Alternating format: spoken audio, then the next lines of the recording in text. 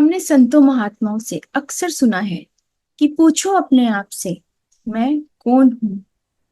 पहचानो अपने निज स्वरूप को। कबीर जी भी कहते हैं, पानी केरा बुदबुदा असमानस की जात, देखे ही छिप जाएगा ज्यों तारा पर भात।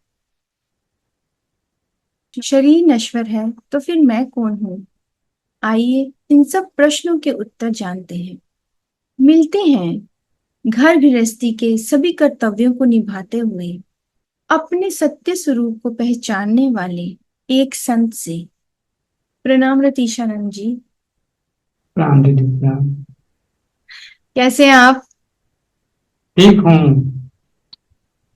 जी भैया जी, हम कैसे पहचाने अपने स्वरूप को? अपने स्वरूप को कैसे पहचाने। जो अपना स्वरूप है यह दृश्य नहीं है, यह दृष्टा है, यह चैतन्य है। तो स्वयं को जानने के लिए अ, निर्विचार होना पड़ेगा। तो निर्विचार होने के लिए क्या करना पड़ता है, जैसे मन में कोई विचार चल रहा है तो उन विचारों को देखना है, उसको बोलते हैं मनोदृष्टा। तो मन को या विचारों को देखते देखते मतलब कि विचार शांत हो जाते हैं। जब विचार शांत हो जाते हैं तो अपने स्वरूप का स्वतः ही बोध होने लगता है। बहुत सुंदर बात कही है आपने। निर्विचार होना है हमें।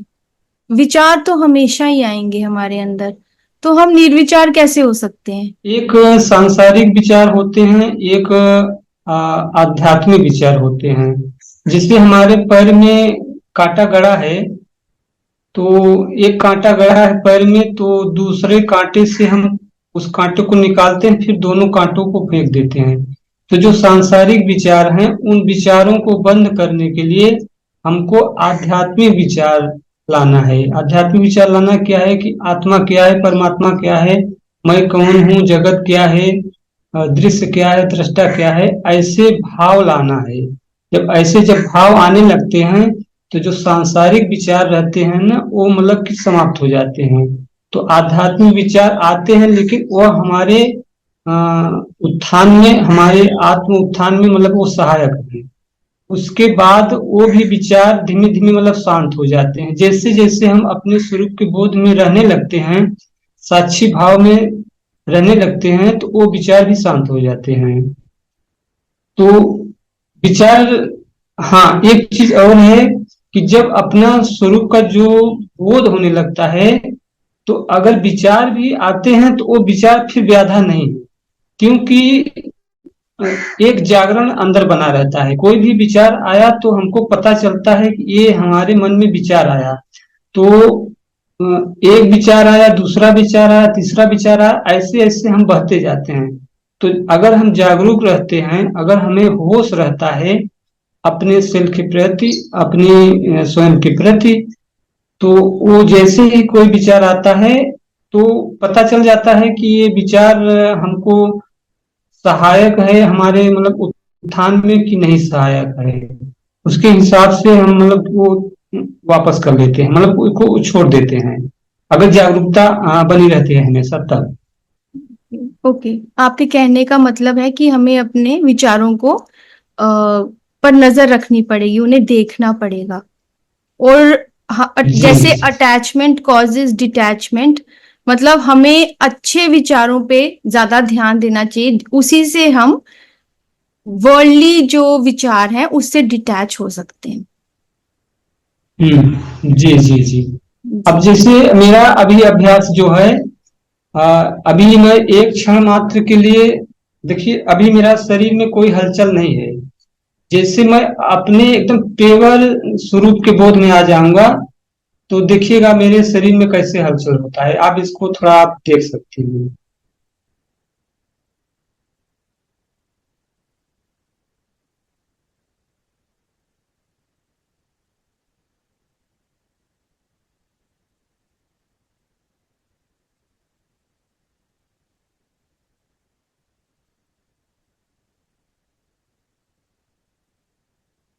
अब इसमें आपने देखा होगा कि मेरे शरीर में मुझे मालूम हो रहा था कि एक वाइब्रेशन मेरा चालू हो जाता है, और वाइब्रेशन चालू के साथ साथ लगभग 1-2 सेकेंड के तुरंत बाद मेरा सुसुमना चालू हो जाता है।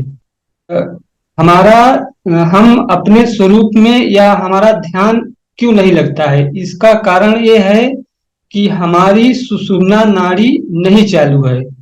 तो सुषुम्ना नाड़ी नहीं चालू है, इसके लिए हमें क्या करना पड़ेगा?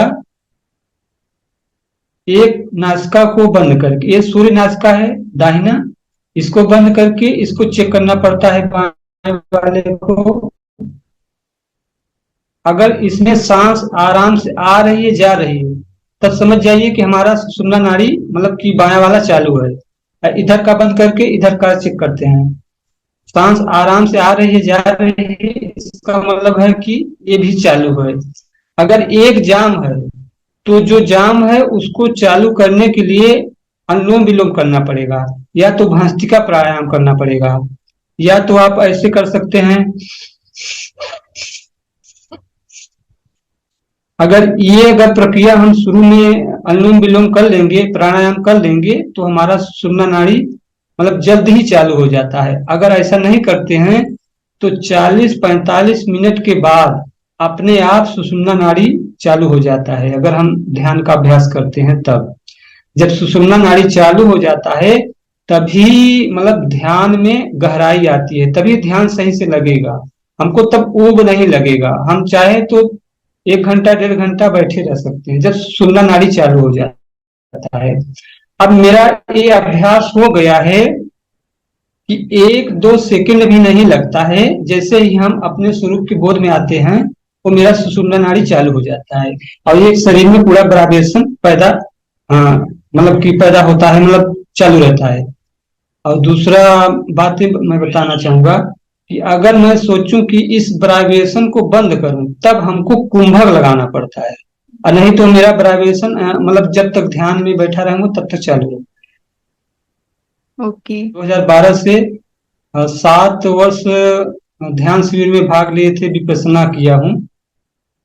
तो वहां पे यही विधि बताई जाती थी सांसों को देखने का। सांसों को देखते देखते फिर अपने अंदर अपने स्वरूप का स्वतः बोध होने लगा। फिर अब तो मैं अपने मैं हूँ के बोध में, अटेंशन टू सेल्फ, अपने स्वयं के बोध में ही बना रहता हूँ। यही मेरा मतलब कि लक्ष्य है। हाँ जी, आपने मैं हूं का बोध अभी मेंशन करा है। ऐसे तो हम लोग बोलते हैं कि मैं खाता हूँ, मैं चलता हूँ, हम अपने आप को शरीर मानते हैं। तो क्या है मैं हूं का जी, बोध? मैं हूँ का बोध। तो पहले मैं तीन प्रकार का होता है। एक शरीर भाव से मैं कहा जाता है, जैसे मैं पहलवान हूँ, ये शरीर है। मैं छोटा हूँ, मैं बड़ा हूँ, मैं गोरा हूँ, मैं काला हूँ, ये शरीर भाव से मैं कहा जा रहा है। तो ये मैं नहीं हूँ। दूसरी बात कि मन को लेके मैं कहा जाता है, जैसे मैं बुद्धिमान हूँ, मैं ज्ञानी हूँ, मैं अज्ञानी हूँ, यह मन के भाव से मैं को कहा जा रहा है। लेकिन मैं शुद्ध चेतन स्वरूप आत्मा हूं, यह हमारा असली मैं है। तो ये मैं कहने की जरूरत नहीं है, वो स्वतः ही बोध होता है। एक एहसास बना रहता है अंदर में अपने होनेपन का। तो इसी होनेपन में मतलब बने रहना है। तो इस अपने होनेपन में बने रहने के लिए जो नकली दो मैं है, एक शरीर भाव वाला, एक मन मन भाव वाला, उन दोनों को जब हम छोड़ देते हैं तो हम अपने असली जो चेतन मय है उसमें बने रहते हैं। फिर मैं आत्मा हूँ, मैं परमात्मा, ऐसा कोई कहने की जरूरत नहीं। सिर्फ बोध मात्र बना रहता है। अगर जब हम अपने शुद्ध स्वरूप में बने रहते हैं तो न मन का बोध होता है और न ही मतलब कि शरीर का बोध होता है। केवल अपने शुद्ध चेतन का बोध बना रहता है। ये है असली मैं हूं का बोध। हाँ कोई जी। उसको साक्षी भाव बोल देता है, कोई आत्म भाव बोल देता है, कोई अपने होनेपन में बने रहना बोल देता है, कोई अवेयरनेस बोल देता है। तो ये शब्दों का फर्क है। बाकी भाव सबका एक ही है कि अटेंशन टू सेल्फ, यानी स्वयं को जानना, स्वयं की खोज करके कि मैं शरीर नहीं हूँ, मैं मन नहीं हूँ, मैं पांच तत्वों से बना ये शरीर नहीं हूँ, और ये सब कुछ मैं नहीं हूँ। लेकिन जो इन सब को जान रहा है वो मैं हूँ। ये पृथ्वी मुझे नहीं जान रही है, मैं पृथ्वी को जान रहा हूँ। पानी मुझे नहीं जान रहा है, मैं पानी को जान रहा हूँ। अग्नि मुझे नहीं जान रही, मैं अग्नि को जान रहा हूँ। वायु मुझे नहीं जान रहा है, मैं वायु को जान रहा हूँ। आकाश मुझे नहीं जान रहा है, मैं आकाश को जान रहा हूँ। यानी ये पांच तत्व हैं, ये जड़ हैं। इन पांच तत्वों से ये मेरा शरीर बना है। इसमें चैतन्य है, वो चैतन्य ही दृष्टा है, चैतन्य ही साक्षी है। वो सबको जानता है, उसी की सत्ता से मन और इंद्रियां मतलब जानती हैं। आप जैसे समझा रहे हैं, साक्षी भाव को समझा रहे हैं, मैं हूं का बोध, ये साक्षी भाव ही हुआ। तो इसके लिए अगर हमें स्टार्ट करना है इसकी प्रैक्टिस, साक्षी भाव की या मैं हूं के बोध की, तो बिगिनर्स के लिए आप क्या बताएंगे, कैसे करना चाहिए?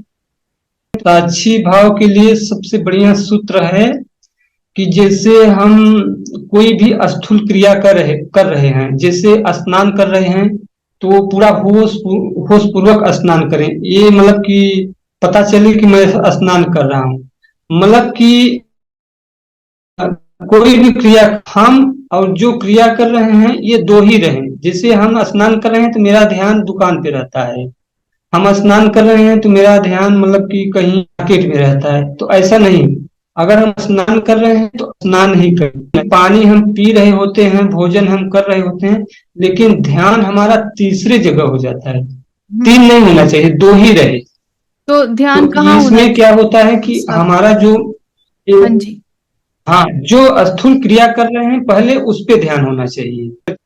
मतलब हमें जी माइंडफुल होना पड़ेगा, पूरा अपना ध्यान पानी पीने में लगाना पड़ेगा। हाँ, मैं, जी जी जी जी जी, बिल्कुल।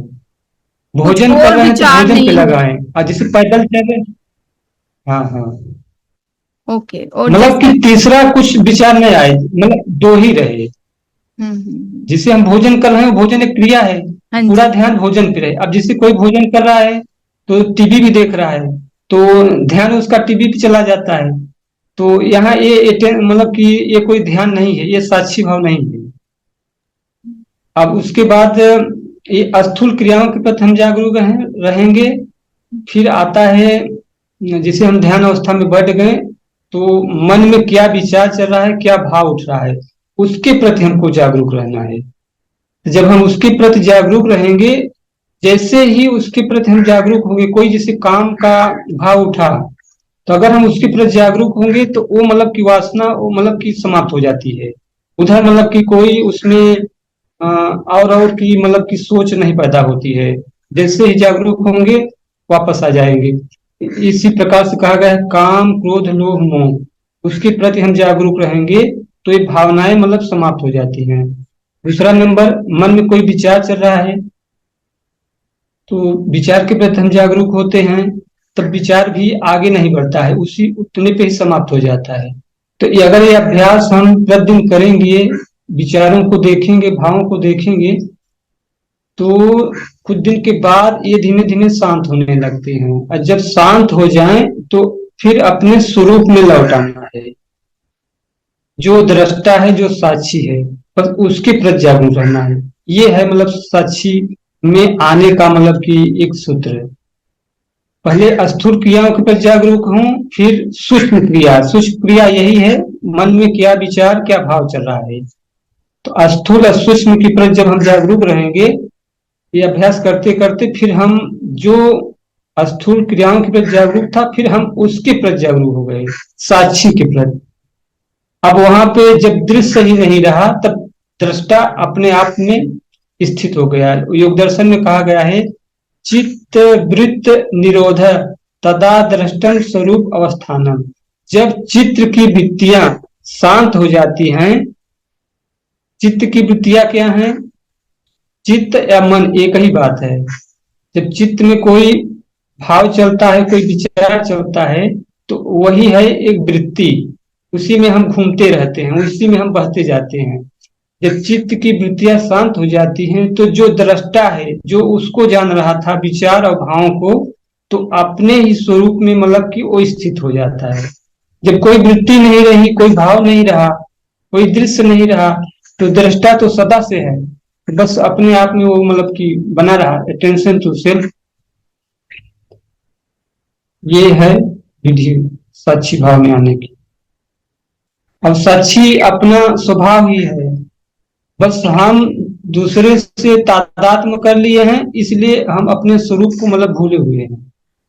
भैया जी, आपने अभी बोला कि साक्षी तो हमारा स्वभाव है, हम्म। लेकिन इसको जी स्वभाव लेकिन इसको स्वभाव बनाने के लिए, क्योंकि हम तो ये भूल चुके हैं, अब इसको वापस स्वभाव बनाने के लिए हमें प्रैक्टिस तो करनी पड़ेगी। तो आप जी बताइए, इसकी प्रैक्टिस कैसे करें? जी, आपने बहुत अच्छा प्रश्न किया कि हम साक्षी भाव में कैसे आए। भाव मीन्स भावना, जिसे हमको काम क्रोध लोभ की एक तरंग हमारे मन में चलती रहती है, उसकी भावना उठती रहती है, कभी गिरती है कभी उठती है। ऐसे ही साक्षी भाव, आत्म भाव यानी सेल्फ। साक्षी का अर्थ होता है सेल्फ, अपने स्वरूप में बने रहना। जैसे हम दूसरों का भाव कर रहे हैं, दूसरों को हम याद कर रहे हैं, जैसे हम दूसरों से प्रेम कर रहे हैं, तो स्वयं से प्रेम करें, स्वयं की याद बनी रहे, स्वयं का स्मरण बना रहे।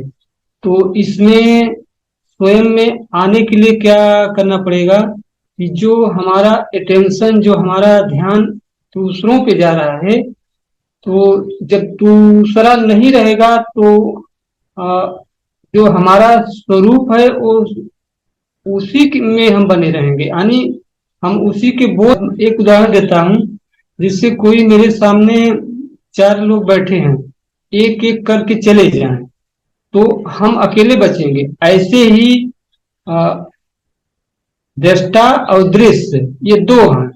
दृश्य का मतलब कि बहुत से विचार, तो एक एक विचार करके अगर चले जाते हैं तो जो दृष्टा है वो स्वयं ही बचता है, वो सदा से है और सदा रहता है, वो न कभी आता है न कभी जाता है, वो सदा रहता है। लेकिन उससे हम विस्मरण हो गए हैं। क्यों विस्मरण हो गए? क्योंकि हम दूसरे के स्मरण में जीते हैं। मेन पॉइंट ये है, अगर दूसरों की याद मुझे न आए, दूसरों का स्मरण न आए, तो हम, हमारा स्वभाव ही है, हम स्वयं हैं साक्षी, हम स्वयं आत्म स्वरूप हैं, हम सदा से हैं, उसमें हम बने भी रहेंगे। उसको होश, जागरूकता के नाम से मतलब उसको मतलब कि संकेत किया जाता है। अब भी जैसे हमारे और आप में कोई विचार नहीं आ रहा है, तो हम अपने आप में हैं, बस बोलना बंद कर दिए, बस स्वरूप का स्वतः बोध होने लगता है।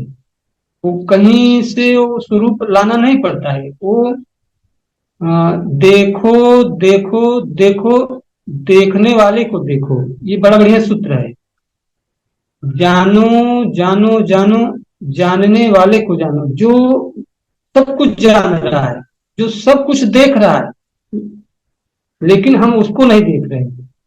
तो उसको देखने का अर्थ यह है नहीं कि हम इंद्रियों से उसको नहीं देखेंगे, उसका महसूस होगा, उसका बोध होगा, क्योंकि वह ज्ञान स्वरूप है, वह बोध स्वरूप है, इसलिए उसका बोध होता है। वो मतलब कि दृश्य में दिखाई नहीं देगा। दृष्टा कभी दृश्य नहीं होता है, दृष्टा सदा दृष्टा ही रहता है, साक्षी सदा साक्षी ही रहता है। अगर हम इसकी प्रैक्टिस करते हैं तो क्या हम अपने वास्तविक स्वरूप तक पहुंच सकते हैं? जी जी बिल्कुल। कोई भी ये दुनिया का कोई भी आ, जैसे कोई बहुत बड़ा धन दौलत पाना चाहे, वो पाए कि ना पाए, लेकिन अगर कोई अभ्यास करेगा तो 10 वर्ष, 12 वर्ष, 6 वर्ष, किसी को 6 वर्ष लगता है, किसी को 12 वर्ष लगता है, अपने रूप में निश्चित ही आ जाएगा। भैया जी, आपने कितनी देर इसकी प्रैक्टिस करी है? कब से कर रहे हैं आप इसकी प्रैक्टिस? ये अभी सन 2024 लगा है। सन 2012 से मेरा मतलब की शुरुआत हुआ है ध्यान वाला मार्ग। बाकी सन 2009 से बाबा जय गुरुदेव से हम जुड़े थे। तो वहाँ भी ध्यान और नाद दो विधि बताई जाती थी और वही गुरु मंत्र बताया जाता था जपने के लिए। सुमिरन, ध्यान और भजन। सुमिरन माला को जाप करना सुमिरन बोलते थे, और नाद को सुनना भजन, और आज्ञा चक्र पे अपनी दृष्टि को टिकाना वो ध्यान। ये विधि बताते थे। लेकिन ये 3 वर्ष अभ्यास करने के बाद फिर मैं सन 2012 से दूसरे संस्था से जुड़ा। तो वहाँ पे बस यही आत्म भाव के लिए बताया गया और वही अभ्यास मैं सदा करने लगा। अब उसी मैं हूँ के बोध में रहता हूँ। हाँ, 23 मार्च 2024 को मुझे मतलब कि अ, अनंत का बोध हुआ। अनंत का बोध हुआ कि जो मैं हूँ का जो बोध मुझे अभी सीमित हो रहा है, यही बोध मुझे अनंत हो गया। तो उसमें कोई मेरी विधि नहीं थी। मैं सत्संग चल रहा था और उस सत्संग के दौरान मैं सत्संग सुनते सुनते लेट गया और 10 मिनट सत्संग सुना। उसके बाद सत्संग सुनाई देना मुझे बंद हो गया। फिर वो मेरी अवस्था आई।